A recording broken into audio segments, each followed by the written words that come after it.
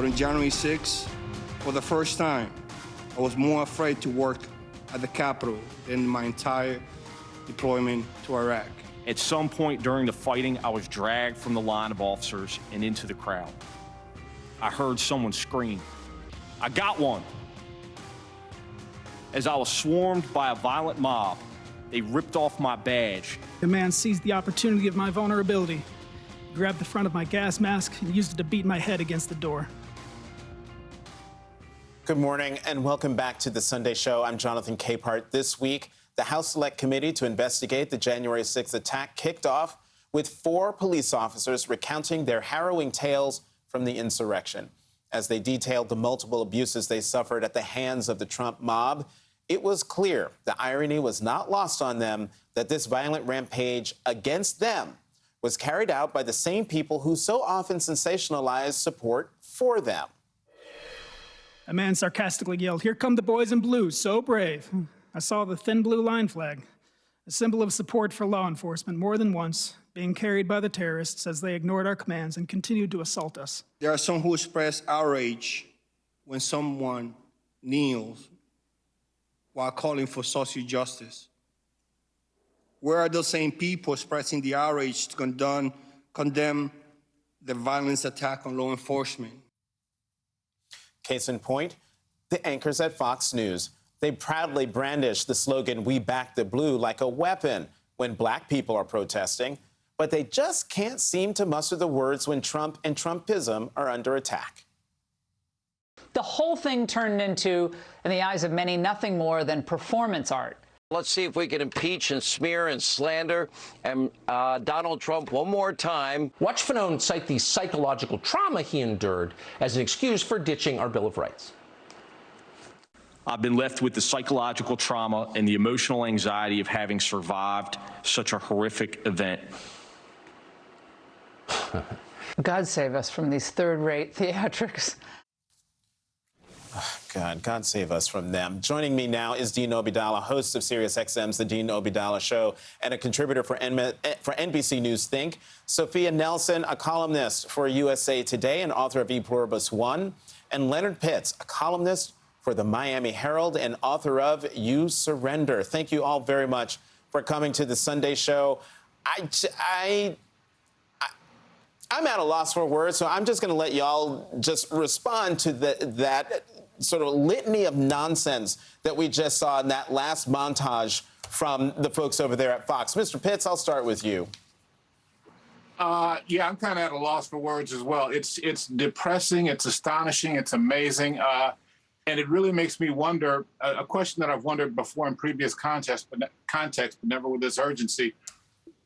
What is there that, what would you sacrifice, for America? What would you sacrifice for the truth? That's a question I'd like to ask, frankly, all the Fox characters and all of the Republican leaders, because it seems like their desire to hold on to power, to hold on to office, to hold on to whatever it is they perceive that they get out of Donald Trump supersedes their desire to support, protect, and defend this country. And to me, that's a shameful and, frankly, terrifying place for us to be. Mm-hmm. And, Sophia, to answer Mr. Pitts' question about, what would you sacrifice, I would say that the folks at Fox and a lot of people on Capitol Hill in the Republican Party have sacrificed their souls. Look, I think that we have all got to get to a point, those of us who are pundits and who write and cover the news, where we stop being outraged by repeat behavior. This is not new. This is going to continue because it works. And it works for the people that they're talking to. I think all of us are going to have to come to reality that there really are two Americas right now. And that's really the issue that we need to hone in on. There is an us versus them, not because it's what the majority of us want, but it's because what a very angry, very vocal, very activist, white nationalist minority want. And what you're seeing is that they're putting you on notice that even the police aren't off the table in this fight for whatever it is that they're moving towards. And look, Kevin McCarthy smells that speakership. He smells it. It's within 3 votes. If they keep gaslighting, if they keep playing culture wars, if they keep even attacking the police and making them out to be liberals and and people who you can't even now trust the police. I'm confused by their messaging a little bit, to be honest. But at the end of the day, it's all about outrage. And that's what sells, and that's what works for them. And it's working for them anyway. Yeah, I wish I could disagree with you, Sophia, but I can't. And Dean, of everyone on the screen right now, you're the only one who is literally going after Fox. You filed a complaint with the FTC. One, have you heard anything back on the complaint you filed? Just so people know, I filed a complaint under the COVID-19 Consumer Protection Act, which was enacted in December to protect the public, us, from people trying to profit off lies over COVID-19, over treatments, ways to keep your family safe. That's what Fox News is doing. They're a business. They have $1.4 billion in revenue last year. They made a choice to lie about the vaccine. So I filed a complaint, Jonathan, as you mentioned, with the FTC.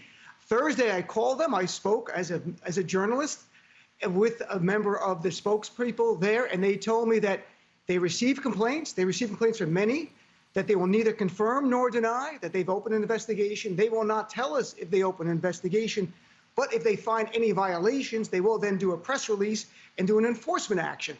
So, Jonathan, I encourage everyone, go to the FTC website, or you can email me. I've made a template. It takes you 3 minutes. File it. Email me, dean@deanofradio.com. Let's fight back against Fox's lies. This despicableness about January 6th is different. The COVID-19 law is to protect the consumer. It's a Consumer Protection Act, and they are violating it, at least the spirit of it. Let's file an action. Let's fight back. Well, you know, Dean, to your point about the despicableness, it's happening on Fox.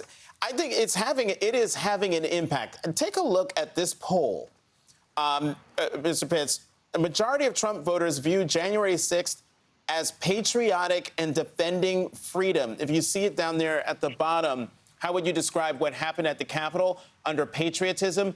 51% of Trump voters say it was patriotism. 55% say that it was defending freedom. To Sophia's point, that's proof right there that, yeah, indeed, there are two Americas. Yeah, and the problem is we're two Americas, but we have this one landmass. And there's, unlike in 1861 to 1865, there's not even a clear geographic delineation that you can do. If you said, okay, right, the second America is the former states of the Confederacy, I'm sure a lot of people in metropolitan Atlanta, Charlotte, Memphis, Miami, and other places in that region of the country would resist being lumped in with that. So geographically, you can't even make that designation, and yet we're left with this reality that we have to somehow reconcile that there are indeed two Americas, the America of those of us who want to try to live up to the promises of what this country is supposed to be, and the America of those who are determined to preserve, protect, and defend white supremacy and white nationalism by any means necessary. And how do we deal with that? And Sophia, you know, to Mr. Pitts' point about how, you know, geographically you can't separate cleanly the two Americas. It's as if we're sprinkled amongst each other. You know, just last month, I went to see my in-laws. They have a lake house in Minnesota. Hundreds of miles away from the Mason-Dixon line, and yet the neighbor up the river a little bit has a Confederate flag on his property. I saw that a few years ago.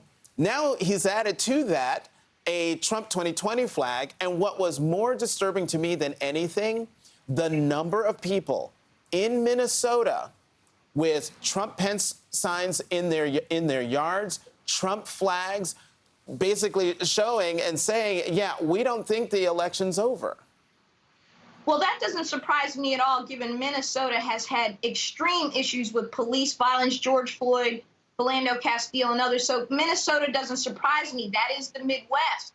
And what you've got to understand, when I say two Americas, I'm talking about the fact that if 54% of people see January 6th as patriotic, and it's because, Jonathan, if you say something enough times, people begin to believe it. It was a tourist day at the Capitol. These people were patriots. I got into a heated argument with a family member about this who tried to tell me, well, the Capitol got blown up in the 60s, and those people weren't considered insurrectionists. I'm like, huh? I mean, the misinformation that comes off of Fox and the misinformation that comes off these right-wing talking platforms is severe, and Facebook and others are elevating it and not policing it. So why wouldn't you believe it? And to our fellow Americans who are white, all I can say to you is if you're buying into this and you're believing this, I really need you to do a self-check and sit with yourself and ask yourselves, is this really the America you want for your grandkids and your great-grandkids? Because the reality is America's browning. It's not going back. It's not going to change. So we're going to have to figure out how to really model e pluribus unum out of many one, where this nation is not going to stand. Divided, a house cannot stand. And we're divided right now. Right, but Sophia, you and I both know whiteness is a hell of a drug. I think people will First, you got to admit you have a problem, and they don't see it that way, and they're never going to see it that way. And I try to put myself in white people's shoes sometimes. Like, if I spent my whole life not dealing with being afraid of the police and having all these microaggressions and stuff that we as black people deal with every day, I guess I wouldn't get it either, Jonathan. I guess I just wouldn't get it. It wouldn't. It doesn't touch my life. So if it doesn't touch my life, I don't feel it and I don't understand it. So I dismiss it and I say it doesn't exist. Dean? You have a vested interest in not getting it. Go ahead. Well, right. No, I was going to piggyback. It's not only that you don't get it, it's that you have a vested interest in not getting it, because if indeed you do get it, then you are obligated, if you want to think of yourself as a good person, to do something about it, to act on it in ways that may challenge you, that may even cost you some of your prerogatives and privileges. We're all lazy. Nobody wants to do that. So there's a vested interest for a lot of those folks in simply not getting it and simply not understanding. It's not accidental that they don't understand. It's self-preservational that they don't understand. Dean, jump in here. Sure. Can I say what happened on January 6th was an act of terrorism? That's not my words. That's the words of Christopher Wray, the FBI director, that I really urge us all to see this through the prism of terrorism. We are 20 years from 9/11. I'm Muslim. My community suffered harshly after 9/11. We were told you're either with us or you're with the terrorists. That's the same question that should go to Fox News and the Republicans. Are you with the United States or with Trump's terrorists? That's the question. It is that simple. I look at Fox News now. They are the Al Jazeera of America after 9/11. Al Jazeera wrongly, though, was described as the mouthpiece for terrorism. They were not celebrating bin Laden. They were not defending the terrorists. But Fox News is. Fox News is literally having on Donald Trump, who is the Osama bin Laden of January 6th. And I can say, as a non-white person who looks white, but I'm half Arab, that the idea that the media won't call white people terrorists makes us less safe, and it's fundamentally wrong. So I'm hoping people in the media, like Officer Daniel Hodges testified, the attackers were terrorists. That's not hyperbolic. That's the correct definition under federal law. And brothers and sisters in the media who are not of color, call the white attackers what they are. They are terrorists, and you're either with us or you're with those terrorists who wanted to overthrow our government. Amen. I'm gonna leave it right there and just say amen. Dean Obeidallah, Sophia Nelson, Leonard Pitts, thank you all very much for coming to the Sunday Show.